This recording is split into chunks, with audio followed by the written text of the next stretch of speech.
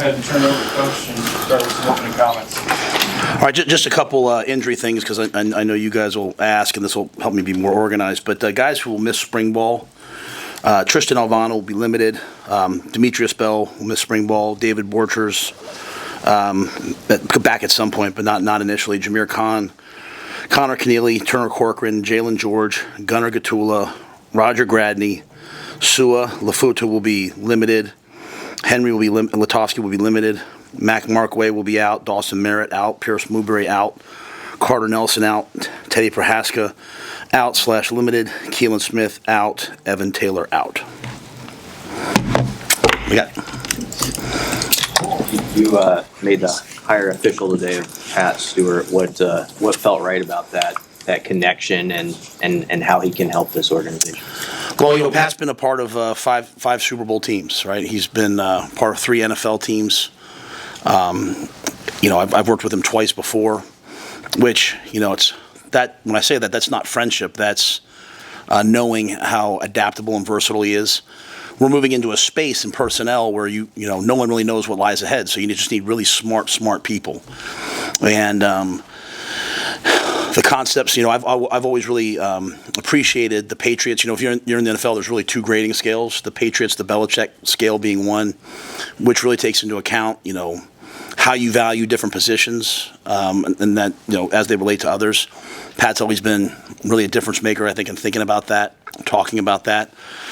So as we move into this new space in college, where you now have added in both recruiting, retention, and now finance, I think Pat's just another really, really smart person who can help us with that, take our evaluation skills to the next level. I think Keith Williams has done a phenomenal job for us. Keith has, continued to rise in the organization, and really, Pat's weakness will be the recruitment piece. You don't really recruit in the NFL, but Keith, Troy Vincent, Avery Gossett, I think those people have done a fantastic job, and I think Sean Patton's done really a phenomenal job in the 3 years. We've had top 25 classes. We had a top 10 portal class, and this was kind of precipitated by him kind of wanting to move into a different space, wanting really to stay more in player finance, wanting to be more in analytics, and a commitment by us just to kind of look at personnel departments and recruiting departments and try to take it to a whole other level. Which I think you're seeing across the board in college football. So Pat seemed to be the right fit.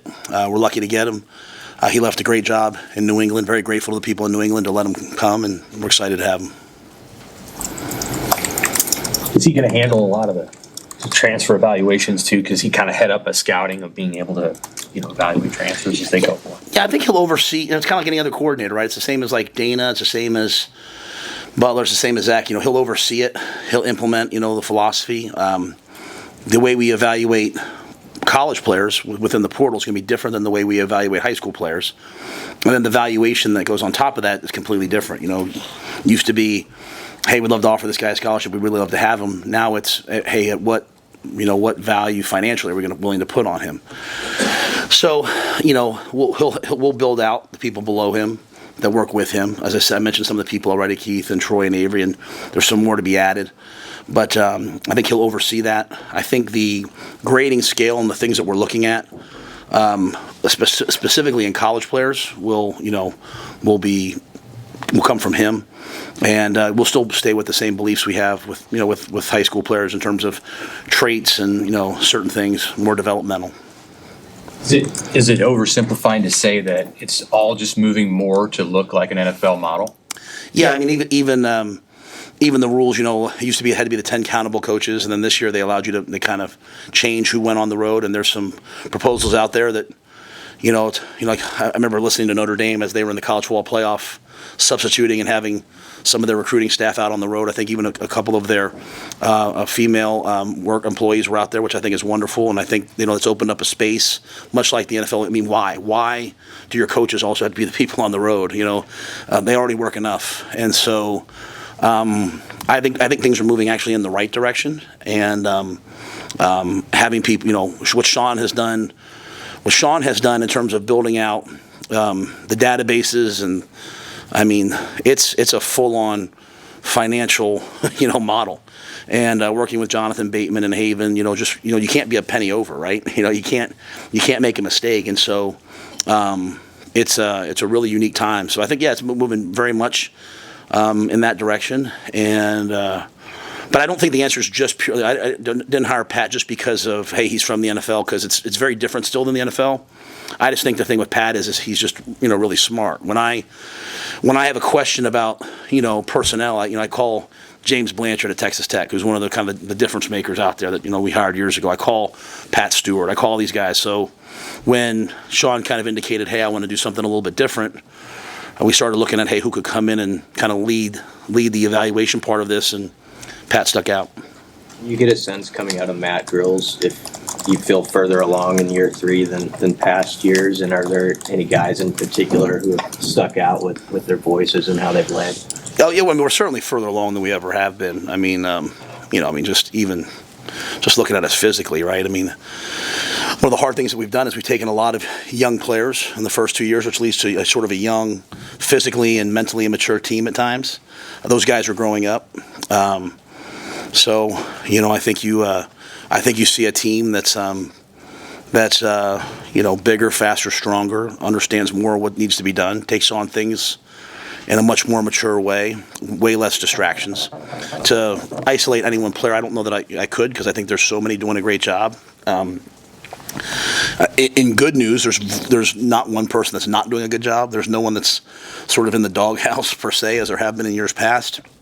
I think everyone understands what's at stake, and I think the guys we brought in the portal, they've been excellent additions. But the great news is they don't stand out so much. It's not like, oh wow, they're so much better than everybody else we have. I think you see a ton of competition, which is exactly what we want. Yeah, how much have you seen just in the couple of months that Holgorsen, between the Pinstripe Bowl and today, how much has he just sort of taken charge of the culture on that side of the ball and maybe even tweaked things, even though there hasn't been a practice or a game? I don't necessarily know that he's changed the culture. I think really at the end of the day, our issues offensively when we've had them have just been consistency. And I think I stand on record. I think I haven't said that. Just think sometimes we just did too much and tried to serve too many masters. And I think he's kind of come in and just been like, hey, these are the things that we're going to do. And he hasn't changed the terminology. It's still the same offense. It's still the same things that we were doing before. It's just kind of dialed down into what he feels like and the staff feels like we're going to be good at. They do a great job. They meet together. We go out. When we're able to, we do some football stuff when we can. They work on it, evaluate it together. I think the thing with Dana is he's really a unifying force. He works with everyone. Sometimes you think of these guys who, like him, have had a ton of success. And they're kind of like these off on the side, guru all by themselves. But he's just really, I think, does a great job of utilizing his entire offensive staff, bringing it along to the players, and holding the players to a high standard. And the proof will be in the pudding, right? But I like what they're doing, and I think the players are comfortable, kind of in the direction that we're heading. What can 8 or 9 months with Dana and Dylan do for Dylan that he didn't have the opportunity to get when Dana came in November and they had a game to prepare for? Well, in general, right? If you go back and look at Dylan's year, as a freshman, I think he did a lot of things that were not a lot of freshmen do. I think he was really up there in terms of passing percentage and all those different things. And then there's things I know as a freshman he would love to improve upon. So he's going into year 2 now. Last year, as a highly recruited freshman, I think at this time you saw him trying to keep his voice quiet and just earn everyone's respect. I think now, he has to step up and lead when able. He's really working on his body composition. He won't be a great quarterback at 240 pounds, right? So getting his body composition to one where he can be fleet of foot, where he can slide nimbly and move within the pocket, where he can convert third downs with his feet. I think that's something that we're all bought into and he has to continue to do. So there's things he needs to work on. But also, just another year in the system, another year of another year of understanding what a mat drill looks like, what an off-season workout looks like, what meetings look like. I think all players make a great jump from year 1 to year 2, and then probably from year 2 to year 3. The thing we're trying to avoid with all of our freshmen is a lot of times guys have some success as a freshman, and then they kind of tail off, and all of a sudden it takes till year 3, and you got to get them back going again. And whether it's Jacory or V9 or Willis or any of those guys who played as a true freshman, making sure that doesn't happen, and Dylan's certainly one we can't allow that to happen with. And so, Dana will, I'm sure, push him in every respect. Glenn does a great job with him on the day-to-day, and I think you just see a lot of consistency on that side of the ball. What's a guy like Rocco Spindler add to that O-line room and how he can help? Well, I mean, first and foremost, he's a big, powerful man, right? So I mean, he's another guy up front who can move people, who can accelerate his feet at the line of scrimmage, knock somebody back, slide his feet and pass pro. So it's just another good player, and he's really a great guy. He's a really good person. He fits the culture of that room. Sometimes you bring a guy in from a place that's had a lot of success, and they've got all the answers. And I think the thing that he's done is he's been great about just assimilating into our culture and adding value where he can. I think he'll be one of the the leaders in that room, and there's a bunch of them.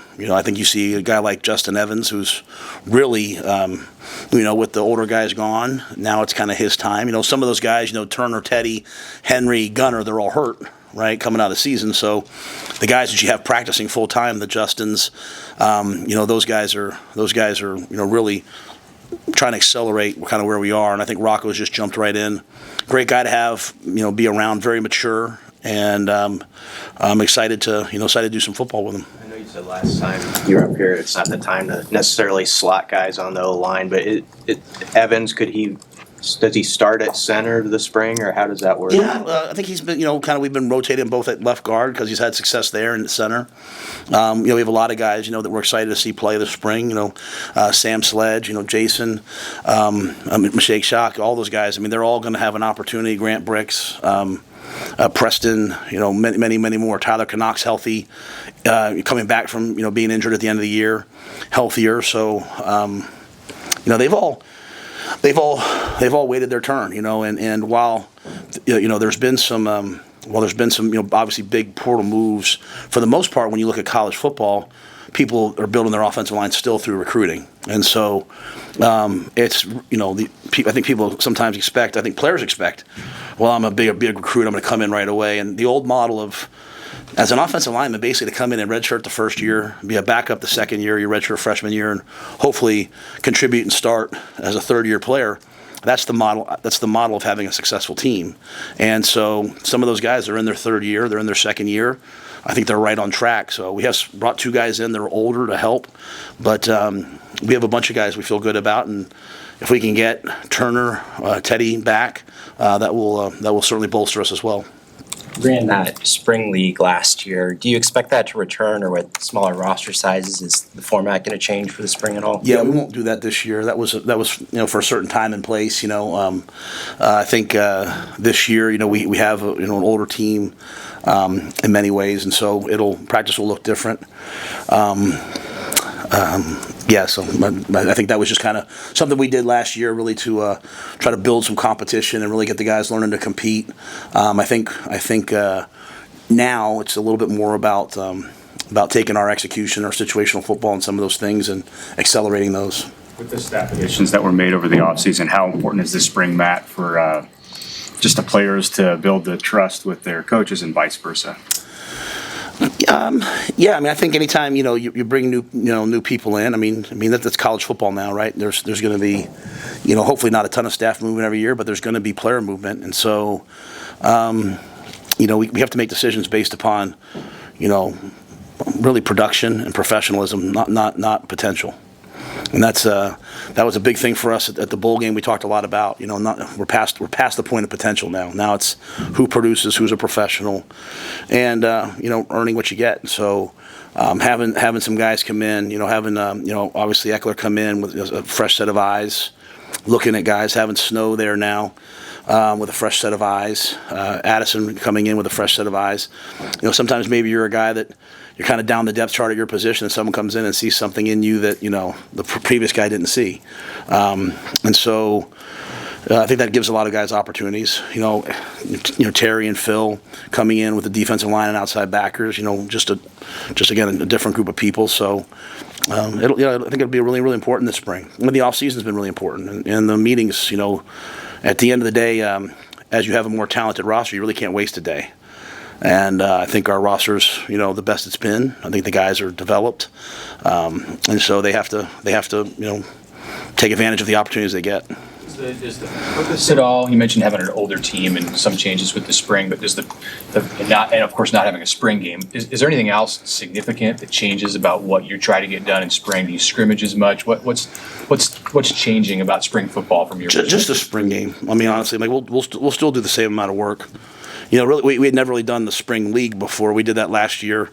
And again, it just, kind of felt like that was a team. We're kind of where we were as a team. And, we had 3 quarterbacks we were all trying to, evaluate. Or, so there was a lot more moving pieces back then, or maybe 2, I can't remember at the time, but 2 or 3 we were trying to evaluate everybody. So I think, we're just a little more settled in. But yeah, we'll still be, these are still young players that have to become good players, right? And so I think that's one of the things we're going to, there's a lot of people talking about just go to OTAs and don't have spring football. I think that would be a complete and total mistake.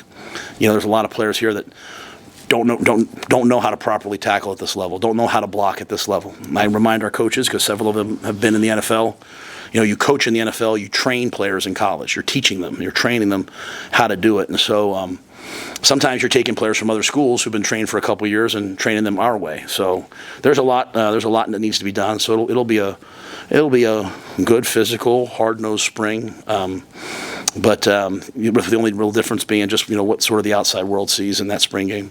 Backup quarterbacks, you have about at that particular position, obviously Dylan being the starter. So the guys behind Jalen, is it Marco or Marcos? I'm not sure exactly which it is, and then of course TJ.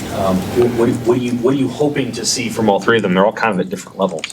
Yeah, I mean, I think I couldn't even speak on it now because I haven't seen them at all. They're young players. They're young to our system. What I do know is that when we went to the bowl game, we wanted to make Heinrich to tight end, and I was sort of like, well, if we get stuck at quarterback, if something happens, he can always go play quarterback too. And after about 2 or 3 practices, that wasn't even a thought. I mean, they had so much confidence in Jalen, and Dylan's one of those guys that if the play ever comes in called wrong, he knows it so well he can fix it. And where sometimes some of the other guys are like Ron Burgundy, they're going to say whatever comes up. And Gramstad's a lot like Dylan. You know what I mean? Like those 2 guys. Kind of reminds me like in the NFL when you have like a really good young quarterback and you bring in a veteran backup behind him who's accelerating. Like, hey, this is how we study. Not that Jalen's necessarily teaching Dylan what to do, but you can see them. They jive off each other, right? They vibe off each other. And great thing about Jalen is the ball's going to go where it's supposed to go. I mean, he's absolutely a winner. Wanted him to come back. We wanted him to come back. So I feel very confident with him. And then, basically we have 2 freshmen, and so they have to get some reps and show us what they can do. And but I do feel good about where they've shown so far. But I think the spring will be huge for us. The transfer, I mean, obviously Dana knew something about him, but you had, I'm sure, sign off on bringing him forward. Yeah, Dana was really, really comfortable. Had a ton of experience, and I trusted that. At the end of the day, there wasn't a lot of college tape, but I trust Dana a ton on those things. And so, even when it came to the, when they talked about the receivers, obviously Dane, there was a lot of production, but Hardley was a little different, but DeKeel stood up for it. And I think at the end of the day, anytime you coach a player and you feel like, hey, this guy's special, then be a fool not to take advantage of insider knowledge. So, You mentioned Heinrich in his move to tight end. How big of a time is this for him in his development to moving positions? Yeah, I mean, there's no doubt he can do it, right? So, I mean, in a day and age where most guys would, don't trust their coaches, coaches aren't trusted as much anymore as they used to be, and a lot of guys would have transferred. I mean, to me, this is a true, I'm very appreciative not only of Heinrich but of his entire family for trusting us in that this would work out. I I didn't expect him to play as much in the bowl game as he did. It was just, Dana and those guys, as they put the game plan together, felt like, hey, he's going to be someone that elicits different defensive personnel, which will give us an advantage. And he was physical. He can really run. Sometimes I say things and people look at me like I'm nuts until it's proven. And like I said, he was one of the best athletes I've been around. All of a sudden, he's in the dunk contest, and people are like, "Oh, what a good athlete!" Like he's really a special athlete. I mean, he can run. He is explosive. They just had a little. Today was Husker games, so we had like a little competition with all across campus, and then they finalized with a dunk contest. And I mean, he's windmill 360 and all those different things. He didn't win because he didn't. I think he only won the other one because the Nebraska fans voted for him because he's from Nebraska. I told him that too, but anyway, he didn't. But this one, he didn't win this one, but he was really close. And so he's a great athlete who's had to learn the physicality, and I think Sat's done a great job of. I mean, a lot of guys would take a guy like that and just be like, whatever, or take that guy and just we'll have him run routes, but they're teaching him all the blocking, all the protections, and I think he's doing a really great job because he recognizes he's going to have a chance to play at the next level via this position. Hey, one of the running kind of jokes with fans is, hey, we're winning off-season championships every year. What would you tell them is really different about this offseason that's going to make a difference this year? I don't have an answer for that. I mean, I think that's part of. I mean, whatever. I've been here for 2 years. I got to do the best we can in the offseason to have success. I try very much not to hype things up. I think sometimes we hype things way up here and then get really disappointed when things just to me, life's all about like taking little steps. Like. You become. It takes a long time to become an overnight success, and so we've always kind of built towards year 3. So just going to try to get better today and try to build on this team this year and have a good year 3. And after that, we'll reassess where we are after year 3. We'll try to have a good year 4 and just keep doing that until they tell me to leave or I die. One of the two. So. And I know you commented on your non-conference scheduling philosophy. As you move forward and look at what you see is best for Nebraska in scheduling games out of conference, how do you balance the needs of the program with also the needs and wants of the fans to be able to see good teams out of conference potentially come into Memorial Stadium and play Nebraska in early months of the year? So I love the fans. So this is going to be taken the wrong way, but the only teams that win are the teams that put the program 100% first. And winning comes first. And so the last 2 national champions came out of the Big Ten, and neither one played a Power 5 opponent. So I completely get it. I completely get it. And it's really hard when there's – and, again, I don't get to make these decisions because I would unilaterally make them, and it would be, just I got asked a question on a podcast, and if you ask me something, I'm going to answer it usually. So if the system changes, and there's been a lot of talk about it changing, right? If the system changes, and across college football, we all play 9 conference games, and then the 10th game is a crossover game with the SEC, I'd be the first person to say that'd be great for college football. So I'm not in any way, unless you're at the group of 5 and you're counting on these games to fund your athletic department, right? This will continue to kill those programs, but I'm all for all of that. It's just why you can't complain like, oh man, we get screwed in the scheduling every year, and then say these things like, can't be both. We can't be victims and yet, so, and then I think the biggest thing everyone has to understand, honestly, is what I'm seeing from Troy, and I see Troy taking a lot of heat on all sides. Like, this is going to be a financial game. I mean, Trev said it from day one when I got here. He's like, hey, Matt, you should consider this job because we're the only Big Ten school with no debt, and we're in really good financial shape and all these different things, right? And he was right. He kept saying, hey, revenue sharing is going to come. There's these lawsuits. And I would sit in meetings and people kind of look at Trev like, is he sure? He was 100% right. So everything that Trev said has shown up.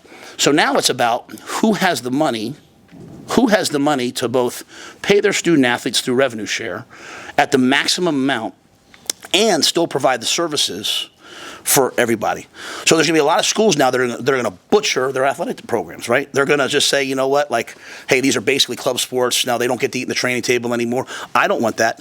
I do not want the training table to be like just football and a couple other sports. I love walking in there and seeing the tennis team in there. I like being a part of all those student athletes. And so the Olympic sports, the non-revenue generating sports, I want them to have life skills. I want them to have elite medical care. I want them to have psychological services. I want them to have academic services. If you're paying the players, where does that money come from? Like, where does that money come from? So it's going to come from new concessions deals that are the best thing financially. It's going to come from all that.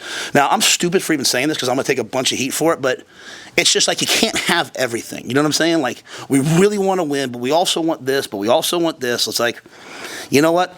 When I go recruit kids in Florida and Georgia, and they're like, Coach, when are we wearing this uniform and that uniform? At some point, I got to be like, it's kind of hard for me to say, hey, if I do that, people are going to be upset. Do you want the good recruits? We got it. We got to just make a decision here, like where we want to go. And so there's a big financial component to this, and we actually are in better shape than most teams. Like because we don't have the full amount of sports that a lot of Big Ten schools have, but we don't have the 14 or 16 that the SEC has. So I just think there's a lot of really hard decisions, and I think when you get to tough times like this, you need strong leadership, like Troy Dannon. Like obviously Jeff Gold, hopefully me in football, hopefully other coaches to make decisions that need to be done. And if every decision you make is popular, then you're probably not making the right decisions. And so, yeah, I mean, but I completely get it. I completely get that we want all of these things. But like we beat Colorado this year, right? And at the end of the year, how much credit do we get for that win? We didn't get a lot of credit for that win. It was like, well, Colorado played in the Big 12. And so they didn't play the same teams we played. And so, at the end of the day, it's all about how you look at the end of the year. And so, we have to be a better team. And so I'm only focused on us. But when asked, I think we have to be unabashedly, I've said from the very beginning I got here, we have to be unabashed about investing in athletics, and we have to be unabashed about doing the right thing for right now. And that's difficult to do. I appreciate Troy's leadership. I think, I see him, I saw him yesterday, and he can't spend more than 3 minutes with me without having to go take a phone call about something, because these are not trying times. There's a lot being probably thrown at him, but, that's why he came here, because he wanted to be a part of what I think we can be one of the best athletic departments in all sport. And so it's just going to be you have to make some hard decisions that are going to be unpopular for now, but hopefully 10 years from now people will look back and say, wow, that was really bold, that was really smart, that was really innovative. Thank goodness we did that. Those are decisions you have to make. How do you balance trusting your own sort of program instincts with what you see best practices of Ohio State, Michigan, Oregon, Georgia, all those other programs? Like, do you always have like a half an eye on what somebody else is doing to innovate and seeing if you match to that? In terms of like in certain areas, or just overall, like is there something that program has that you want, that kind of thing? Oh yeah, no, that's a great question. I think especially in the time that we're in now, right? Where I was reading, there was a Rick Pitino article the other day about how he had to change his philosophy on the portal from year 1 to year 2, and how they went and studied Houston, and so it made me start thinking so I'm constantly on the phone with people that'll talk to me about hey, how are you handling this? How are you handling that? Because it's all brand new. Like the time that we're in right now, Sam, with RevShare reminds me of being in Carolina during COVID, where I would do a 4-month schedule. And all of a sudden on Thursday, a new memo would come out, and there'd be brand new rules. And I'd go in and I'd run to the office and I would do a whole new schedule. And then all of a sudden, the next Thursday, a new memo would come out, because they were just really trying times. And it was like, all right, you had to just constantly adapt to the things that were thrown in front of you. I think we're going to do RevShare one way, and then all of a sudden it changes or something. There's a new, and it's not even April 7th yet. I don't even know if what all will happen. So I'm always just trying to, stay up to date with both what we think is best, talking to Troy and people like that, but then also talking to people at other places. And at the end of the day, what are the differences? What are the issues? What are the pain points at each school, right? So, if you're coaching at Florida, if you're coaching at Miami, recruits are driving to you every single day. If you're at the University of Nebraska, you have to work really hard to get people on campus. So we have different things, right? So it's like they have maybe a different issue. We have our own issue. So just trying to balance schools that are in similar situations. Hey, how are you doing this? How are you doing that? So it's, I think that's the job, right? It's just constantly evolving and figuring out, hey, what's needed for us and what's needed now, while also looking at best practices. You were in Indianapolis for the combine, obviously. What are your thoughts on just how those guys perform down there, especially Ty with his big day? Yeah, we were only able to go for one day, and I thought it was really important. We try to go every year. Ty's runs what he did, and obviously Tommy's still coming back from the injury. But when they see that level of athleticism, hopefully that signals to recruits, hey, if I go there, I'll get developed. And it signals to our players, buy into what we're doing. Sometimes players think like, well, I need to go train with this one guy way over here. And what's happening right now is you walk in this facility right now, and Cam Jurgens is in there every day, who's one of the best players in football. He chooses to come back and use this facility. Ty's in here right now. Fedoni's in here right now. Bullock, Phelan, you got a bunch of guys that are all in here because this is one of the best facilities in the country and with some of the best people in it. So I go to the combine. I wasn't planning on being on McAfee. Someone grabbed me and said, "Hey, Pat wants you on," which I think is always good for the program. But more importantly, I think it's good for us to talk to the scouts, talk to the people there, and advocate for our guys because I want them to get the benefit of the doubt. You routinely have had solid defensive lines. What is your overview of that group as you move on without Ty and Nash as you head into spring ball? I think as we've gone back and watched the tape from this past year, especially with Butler now in a coordinator's role and with Snow coming in, even before Terry got here, I don't think any of us really appreciated how dominant Ty was. I mean, he single-handedly was like a cheat code. I don't think any of us appreciated how good Nash was, how good MJ was. And so, there's big shoes to fill. But I think Cam Lenhart's ready, and I think Riley Van Poppel's ready, and I think Elijah Judy's ready, and Keona Davis and Willis McGahee, and all those guys. I think those guys are all ready. They've been in the system. We got guys that came in behind them, younger guys. We got some guys in the portal. So we have 2 freshmen that aren't here yet that we're excited about. So I think the defensive line will play at a really high level. Will they play at the level that Ty did? I mean, that's a lofty goal, and we'll chase that. I'm really excited about Terry Braden. Terry's another guy. I mean, he was raised by and trained by the same people that I was trained by as a D-line coach, and so he believes, when he's using his words in the interview, I'm kind of laughing. I'm like, all right, this is exactly who I want. Some of the people I trust most in this world, Andy Reid, Mark DeLeon, they all said, Joe Cullen, they said to hire him. Dave Merritt, they all said to hire him. And, he's another guy. He got offered a position coach job in the NFL and he didn't even tell me, didn't even leverage me for anything. I mean, he's just a really special person. He did his press conference the other day. I was like watching the new coach's press conferences. When you guys would say something, he'd say, hey Sam, how you doing? Like, that's who he is. Like, that's not like, I mean, he's like that every day. So he's 100 miles an hour. I think he's going to be really valuable to us. And then getting Phil Simpson back, to me was really, really important. I mean, those edge players, they have to play with such a tenacity and a physicality and an effort. And Phil's going to demand that. And I think, when Phil was here the first time, I did not want him to leave. I worked hard to try to keep him. I couldn't keep him at the time. Was able to now give him a job that he could get his whole family here, and really excited to have him and Maria and their whole family here. So I think we really got the right guys up front to play good defense. You brought up Terry. With Mike Eckler, what got you to connect with him, and what qualities did he bring to the table that made you know he was the guy for special teams? Yeah, I mean, I think when I started hearing, honestly, all the local media and former players saying to hire him, my natural instinct was don't hire him. To be quite honest with you, I'm being completely honest. It's just at the end of the day, I don't love celebrity coaches. I just like a bunch of guys who like to work. I brought Eck in to interview with him though, because of what he's done, and I couldn't get him out of my brain. I just loved the way he did everything. I kept hearing stories about he's running down the 80, and he's gonna, he got arrested running down I-80, and I'm sitting there in my line oh, do I want to take that on? It seems like a lot. But the way he teaches, The way he teaches in his meetings.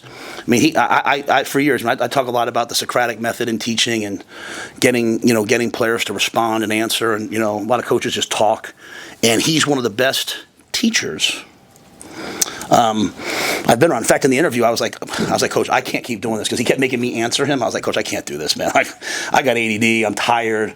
But I've enjoyed having him here so far. Like, you know what I mean? And I think at the end of the day, the stats he's had at Tennessee speak for themselves, right? And but I have to go back again. I just love the way he teaches. I love the way he does it, right? So I've enjoyed having him here. I think he's gonna. People will talk a lot about his energy and all that stuff. I just don't think it's that, though. I want to make it's the way that he teaches. It's his system.